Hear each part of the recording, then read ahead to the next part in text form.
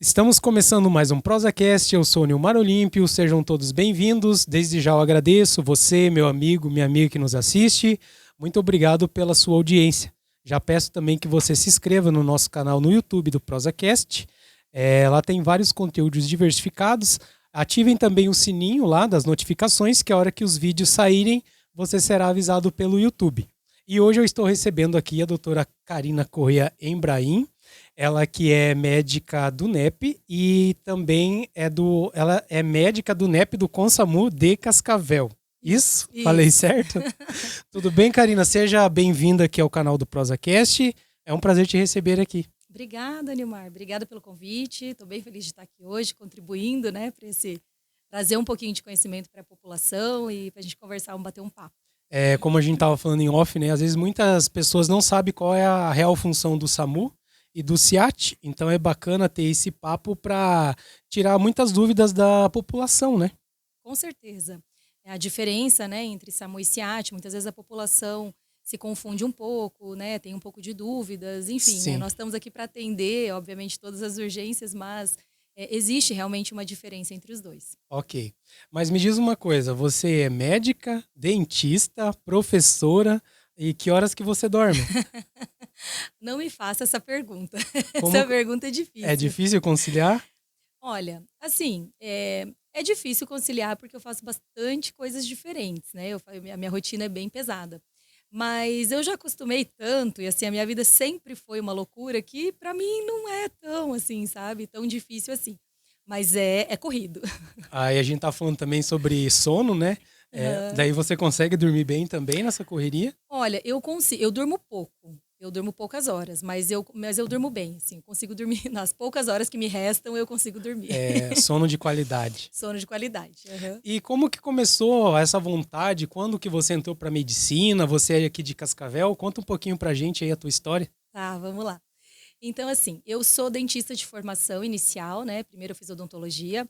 Depois eu saí de Cascavel, fui para São Paulo, daí eu fui me especializar. Fiz uma residência, uma pós-graduação em cirurgia bucomaxilofacial. Você é cascavelense? Eu sou de Umuarama, na verdade, mas eu fiz a minha faculdade de odonto aqui em Cascavel. Uhum. Aí fui para lá me especializar, gostava muito de cirurgia, gostava da parte hospitalar já desde sempre, né? Eu era dentista, mas eu queria ser médica. Então eu colava no hospital e aí eu me especializei na parte de traumatologia bucomaxilofacial. Uhum. E aí eu trabalhei por quase 10 anos nessa área, depois voltei para Cascavel e fui a bucomaxilo do Hospital São Lucas aí por quase 10 anos. Uhum. Então já trabalhava com a urgência e emergência, atendia basicamente só politraumatizados. E aí depois que eu já estava com 6 anos de formada, eu decidi fazer medicina. E aí voltei a estudar, passei no vestibular e aí fiz medicina.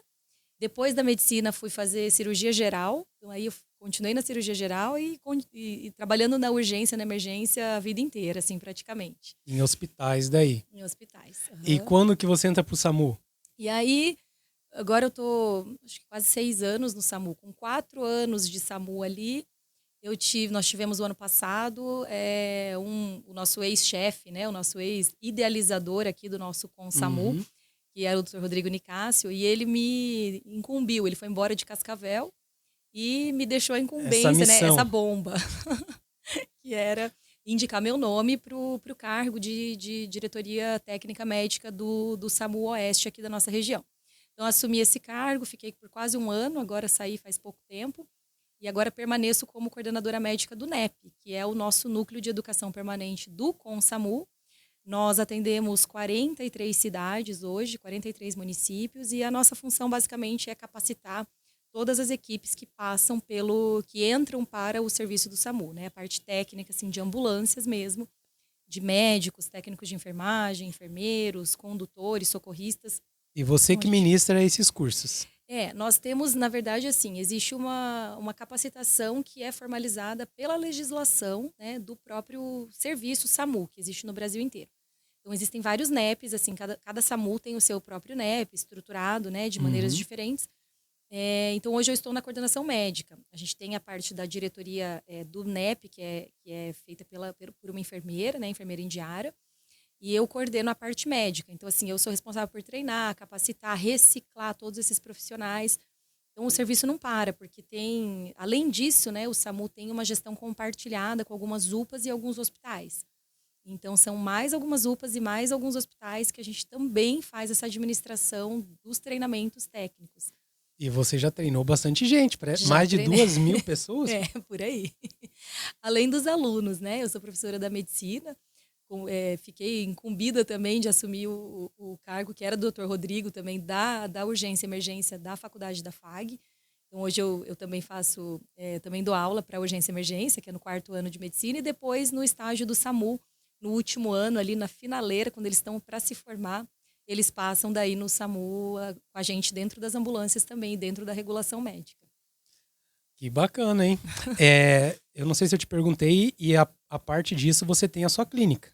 Tenho meu consultório particular, que é um paradoxo, assim, é totalmente diferente do que eu faço no SAMU, né? No meu consultório eu faço a parte de harmonização facial, nós fazemos a parte de nutrologia, estética, então é uma parte, eu falo assim, que é o meu lado cor-de-rosa. Um abraço para o seu marido, doutor Imbraim, né? Isso, doutor Se Deus Leonardo. quiser, a gente vai marcar com ele e falar sobre nutrologia também. Show de bola. Muito legal.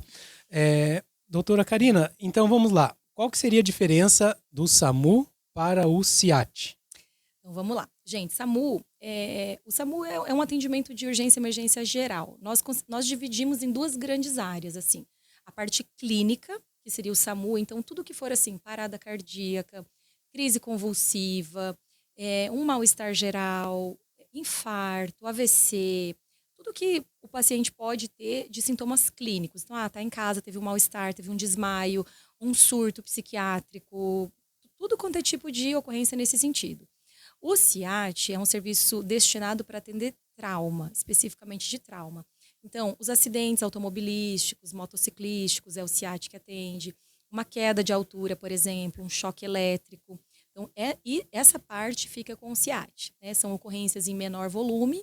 O SAMU, hoje, nós atendemos uma média de 400 a 500 ocorrências por dia. Por dia? Em Cascavel? Em Cascavel e região. Né? Porque com o SAMU é um consórcio. Então, nós atendemos 43 municípios. Então, dentre esses 43... Mas a grande maioria dessas ocorrências estão concentradas em Cascavel e Toledo.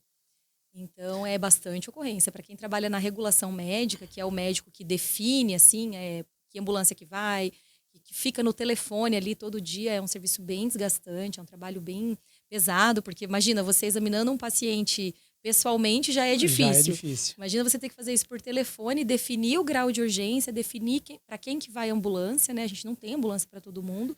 Então, precisa ser feito essa diferenciação realmente do que é urgência e emergência para um atendimento clínico. Então, às vezes, as pessoas ligam assim, meu filho está vomitando, ou então meu filho está com febre. E aí a gente tem que explicar que isso não representa uma urgência com risco iminente de vida.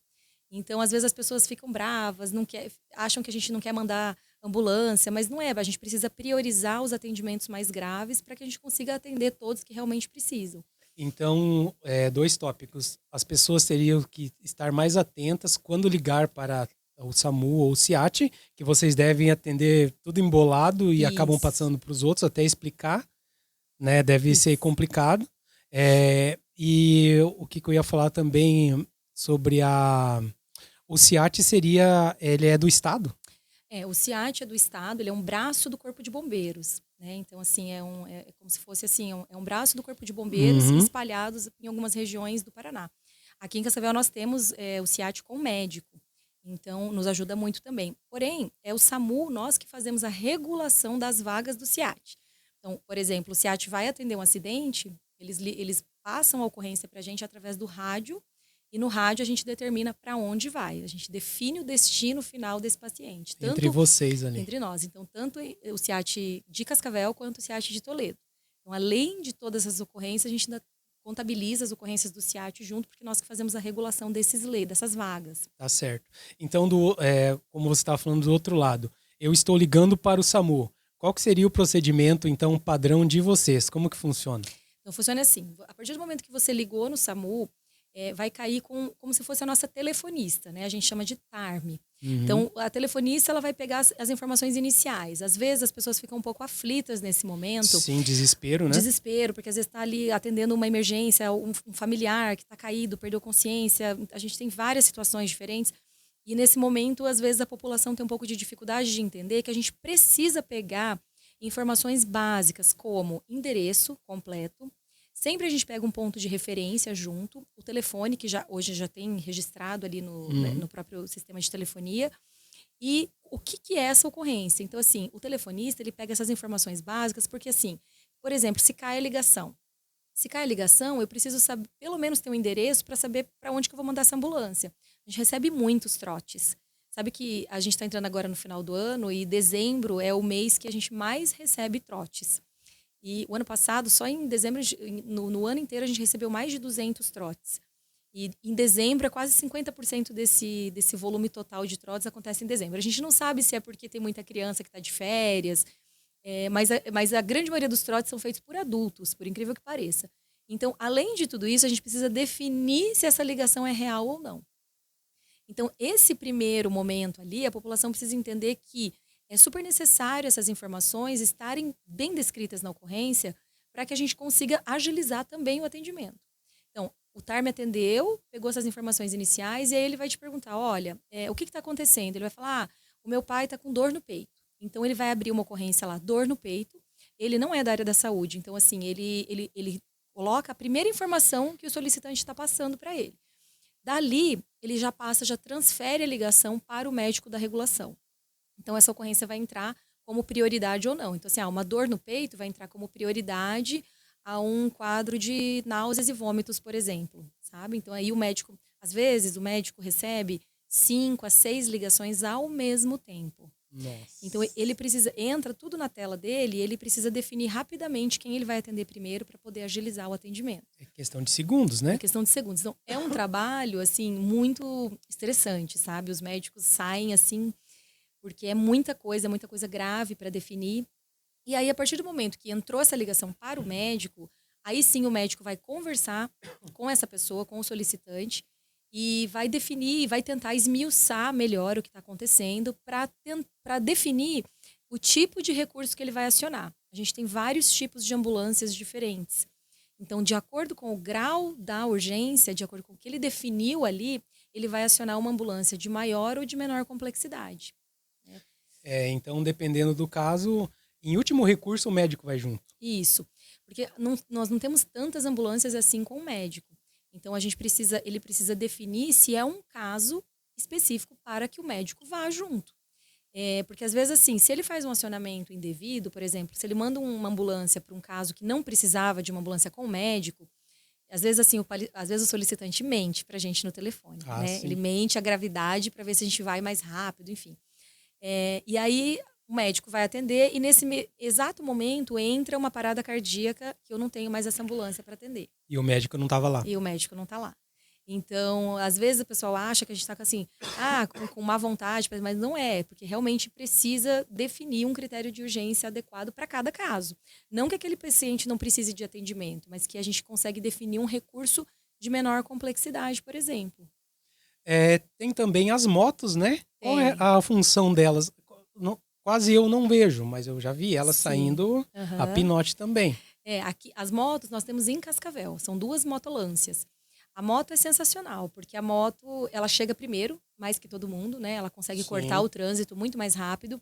Ela ajuda muito a gente, assim, chegando primeiro, eles já conseguem fazer o primeiro atendimento. É como se fosse uma ambulância a 2 rodas mesmo. Então, eles chegam, eles já fazem o primeiro atendimento. Se for algo mais grave, eles já ligam na regulação na hora pedindo apoio.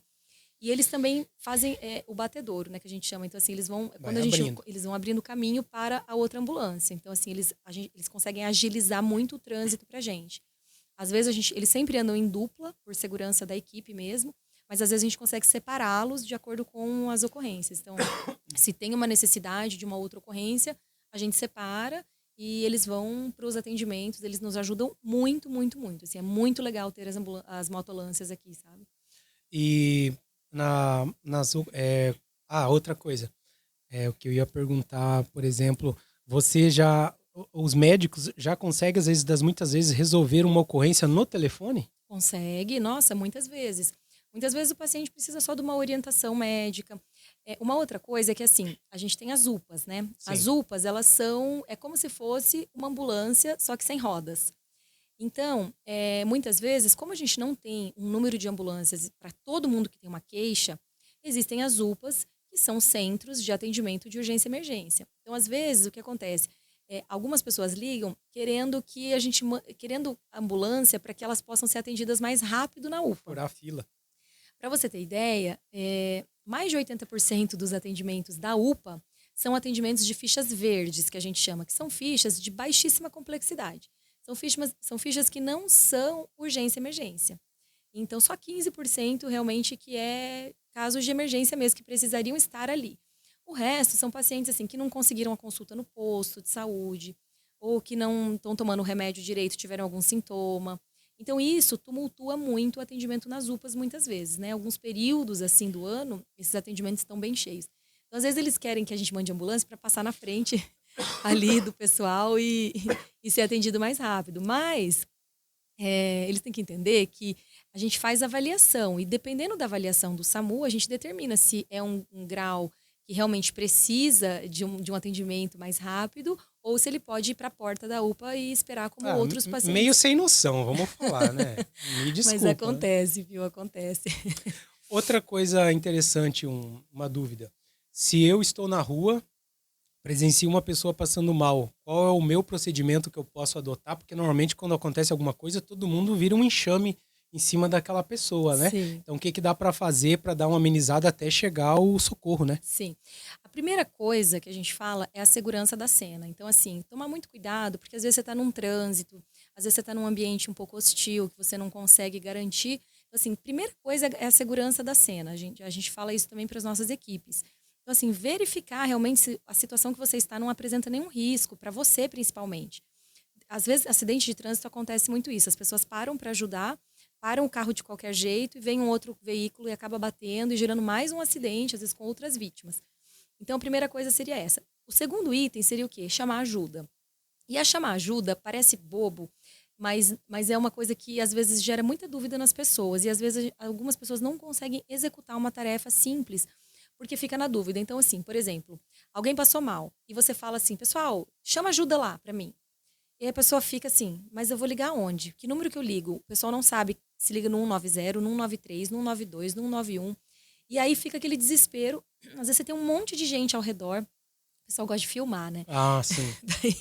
Então você fica um monte de gente ali e o coitado do paciente passando mal ali e ninguém consegue atender realmente porque não conseguem executar essa tarefa simples. Então, assim, quando for pedir ajuda, pede sempre para alguém assim, ó, pessoal, você liga para o SAMU 192. Sabe que é o número do SAMU. Não sabe que número que liga, se é SIAT ou SAMU, pode ligar no 192, que se for o caso, a gente faz o acionamento do SIAT. Sim. Então, gerou dúvida, liga no 192. Então, assim, direcionar essa ajuda, sabe? Então, assim, olhar para alguém e falar, olha, você liga para o SAMU. Porque se você falar assim, pessoal, alguém aí liga para o SAMU, vai ficar um monte de gente sassaricando ao seu redor e ninguém vai conseguir executar essa tarefa. É incrível. Então, assim, direcione para realmente para quem você quer que faça. Porque quando você dá uma missão para a pessoa, essa pessoa vai executar essa missão. Vai fazer. Sabe? Então, assim, de preferência, sempre falar o número que você precisa que ela ligue. Então, ligue no SAMU 192. A partir dali, aí você pode ajudar a pessoa de algumas formas. Por exemplo, acontece muito em ambientes públicos, assim, rodoviárias, fila de banco, da pessoa ter uma convulsão, por exemplo. E aí fica todo mundo com aquele medo, assim, meu Deus, tá tendo uma convulsão. Será que eu tenho que colocar a mão na boca dele? Vai enrolar a língua?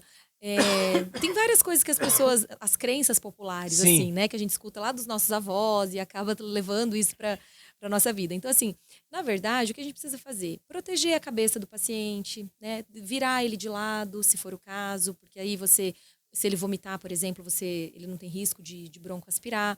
Proteger ali e proteger a cena, só isso. Se for um acidente, o que a gente orienta? Não mexer no paciente, Sim. sabe? Se você conseguir ter um pouquinho mais de entrosamento ali com o paciente, segura a testa dele ali, e aí você mantém a coluna cervical dele quietinha até a chegada. Isso, né? só a coluna cervical, é só colocar a mão na testa, que já está suficiente. O que as pessoas às vezes tentam fazer, por exemplo, motoqueiro. O paciente está lá com capacete, daí arrancam o capacete. Nossa, não, isso né? é ruim, porque pode fazer lesão cervical. Se ele já fez uma lesão cervical, isso pode piorar. Então, assim, é não mexer no paciente, deixar ele ali até conversar com ele, acalmar também a pessoa que está passando mal, porque a pessoa se assusta muito, né, com a situação. Então, isso já está muito bom, sabe? Você conseguindo chamar ajuda rapidamente já está muito bom. E como que é a questão engasguei. Da onde se encaminha esse paciente? Vocês já sabem mais ou menos para onde encaminhar ele, depende do que for ali. E como que é a questão dos leitos? Falta um pouco? Existe aquele tal da vaga zero, né? Como é que funciona isso daí? Isso aí é a nossa luta, né, diária, sabe? Porque, assim, a gente nunca tem o número de leitos suficiente para o número de atendimentos que a gente precisa. No Brasil inteiro, né? No Brasil inteiro. Isso é uma realidade, sabe, em qualquer lugar do Brasil. Assim, até nos lugares mais diferenciados é desse jeito. Então, como que funciona? A gente tem as nossas referências, né, específicas para cada tipo de atendimento. Então, por exemplo, o paciente teve uma queda, por exemplo, a gente atendeu, ele está estável, está tranquilo, eu consigo encaminhá-lo para a UPA. Então, na UPA, ele vai passar pelo atendimento, às vezes vai fazer uma medicação. O ideal é que ele fique na UPA por, no máximo, 24 horas. Mas a gente sabe que as UPAs acabaram virando mini hospitais, né? Sim. Então, assim, hoje em dia o que acontece? Tem paciente que fica internado 7 dias, 10 dias. Não é o ideal, mas muitas vezes é o fluxo que a gente consegue até conseguir encaminhar. Todos os pacientes que estão ali serão encaminhados ou irão receber alta. Depende do caso. Para os pacientes mais graves, por exemplo, eu fui atender um paciente que teve uma suspeita de AVC. Então, eu cheguei no atendimento, eu vi que ele está com uma suspeita de AVC, ele não vai ter benefício de eu levá-lo para a UPA. Né? O que ele vai precisar? Ele vai precisar de uma tomografia e uma avaliação neurológica. Então, eu não vou ficar perdendo tempo de mandá-lo para a UPA, para ele passar por lá, ficar tentando pedir tomografia. Ele vai direto para referência. Né? Aqui a gente tem alguns hospitais de referência, o nosso hospital do estado é o HU, e a gente tem o Hospital São Lucas também, que atende muitos pacientes, nos ajudam muito também no recebimento desses leitos. E aí, de lá, eu consigo ligar diretamente no HU, converso com o médico que está no HU. Se o médico disser para mim assim, olha, não tem vaga, não tem vaga aqui. Aí, sim, eu posso usar o meu... quando a gente está sentado na regulação, a gente usa uma normativa da legislação mesmo, né? Que nos diz que nós temos poder de autoridade sanitária. Então, o médico da regulação é o único médico que tenha esse poder, vamos dizer assim, entre aspas, de mandar um paciente vaga zero. Então, o que é a vaga zero? É quando eu não tenho vaga no hospital, mas esse paciente precisa ir para referência, ele não vai ter benefício em outro lugar. E aí eu aciono, né, o critério de vaga zero. Então, o paciente que vai vaga zero, às vezes assim, tem os familiares que vão junto, eles precisam entender que assim, não tem vaga para ele.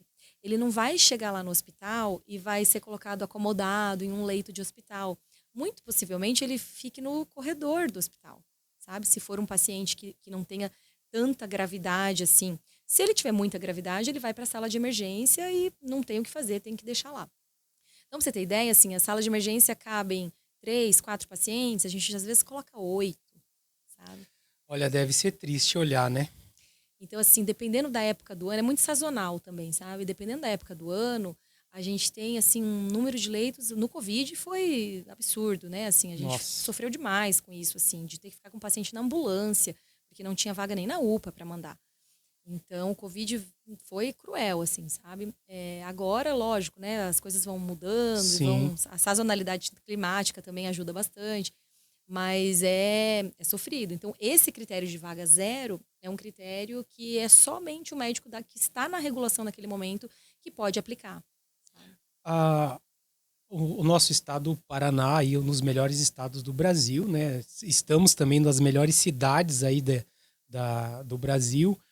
Na sua opinião, o nosso atendimento, a nossa área de saúde é bem servido perto de outros estados, de outras cidades que não deve ter o que a gente tem, né? Sim. Você sabe que o nosso serviço aqui, principalmente do Consamu, ele é exemplo para vários SAMUs do Brasil. A gente vai em reuniões, em outras situações, assim, outras reuniões mesmo com outros SAMUs. E muitos SAMUs vêm para cá, pegam o nosso modelo, sabe? Também de treinamentos e tudo que é bem legal como referência. Mas, é claro, né, a gente sempre, quando a gente ganha umas vagas a mais, assim, uns leitos a mais, a gente sempre quer mais, né? Para você ter ideia, o HU aqui, durante a pandemia, o Estado aumentou o número de leitos, tem 60 vagas de UTI, por exemplo, hoje. Antigamente só tinha 30. Mas mesmo assim, hoje a gente enche a 60 e ainda falta. Nossa. Sabe? Então, assim, o atendimento nunca acaba, sabe? Comparado com outros estados, comparado com outras realidades, com certeza a gente está muito na frente, estamos bem servidos, assim. Outra coisa que eu lembrei é quando se usa o helicóptero. Ele sim. É do SAMU? O helicóptero é do estado. Então, assim, hoje nós temos 5 helicópteros no estado do Paraná e mais um serviço de asa fixa, que é o avião, que fica localizado em Curitiba. Então, o estado do Paraná é que obtém o direito do helicóptero. Só que ele distribuiu o posicionamento desses helicópteros em pontos estratégicos do estado. E Cascavel foi escolhida, né? Nós tivemos a graça de sermos escolhidos, mas não é nosso de Cascavel. Então, ele atende toda a região, a gente dá apoio para toda a região. A gente tem, assim, algumas normativas do aeromédico, como, por exemplo, a área de abrangência que um serviço de helicóptero pode atingir, né? Então, assim, a gente tem um raio ali, um perímetro que normalmente o aeromédico consegue... Pode deixar assim mesmo. É assim mesmo, gente. A gente está gravando, mas é ao vivo. Faz parte. É isso aí. Então, a gente tem esse perímetro, assim, que o aeromédico consegue atender e ele dá apoio para todo o estado. Então, o helicóptero é do estado. Então, leva paciente para Curitiba, vai buscar paciente em Foz do Iguaçu, Pato Branco, Francisco Beltrão, Umuarama. Umuarama, assim, já pega mais a região ali de Maringá. Maringá tem outro aeromédico. Sim. Então, com isso, os 5 helicópteros, eles conseguem dar conta de abranger quase todo o estado, sabe? Então, isso é um serviço, assim, que trouxe muitos benefícios para nós, para toda a nossa região, porque hoje o tempo-resposta do aeromédico é muito mais rápido do que qualquer outro tipo de... Rodovias, né? Rodovias. Então, assim, é um acidente na BR-277, o aeromédico vai, chega mais rápido, faz o resgate. Eu tenho um paciente que eu preciso levar para um outro lugar que o paciente vai demorar muito tempo na ambulância, vai ficar lá 6, 7 horas, vai de helicóptero. Então, isso ajudou muito, assim, foi um benefício muito grande para os pacientes, porque o tempo-resposta é sensacional. Doutora Karina, você deve ter muitas histórias que você já deve ter passado. A gente podia estar falando de outras coisas, mas eu queria só falar mesmo essa parte básica, né? Para entendimento da população. O seu tempo é curto também. Não sei se você quer falar mais alguma coisa, mas desde já eu te agradeço por você ter vindo aqui falar essas estatísticas, esses dados aí que é de importância para todos nós, né? Show de bola. Não, eu estou muito feliz de estar aqui, muito legal a iniciativa também tua, muito bacana, corredor, né? A gente tem que apoiar os nossos atletas, os esportistas, também, né? Os esportistas. Isso. E a gente fica à disposição, o SAMU está sempre à disposição da população também, né? Que queiram. A gente vai ter as nossas Olimpíadas agora, não sei se eu comentei contigo, a gente vai, dia 17 de dezembro, a gente tem as Olimpíadas do ConSAMU. Então, a gente junta todos os SAMUs da região inteira e fazemos uma grande competição. Mas legal. É uma competição com o intuito de juntar mesmo, de todo mundo, essa interação entre os SAMUs, entre as equipes. A competição, na verdade, é só para gerar aquela garra no pessoal, o pessoal vir competir. Mas, na verdade, é para a gente fazer uma grande interação de final de ano. E a gente faz sempre lá na FAG. A FAG também é parceira nossa. Então, é muito legal. E o pessoal, a população que quiser também acompanhar, estão convidados. Que bacana. Muito obrigado por ter vindo, viu? Obrigada, eu que agradeço. Pessoal, espero que vocês tenham gostado desse vídeo. Mais uma vez aí, curtam, compartilhem, né? Também estará alguns cortes lá no Instagram, no Facebook. E até semana que vem aí com o próximo vídeo. Valeu, até mais. Tchau, tchau. Tchau, tchau.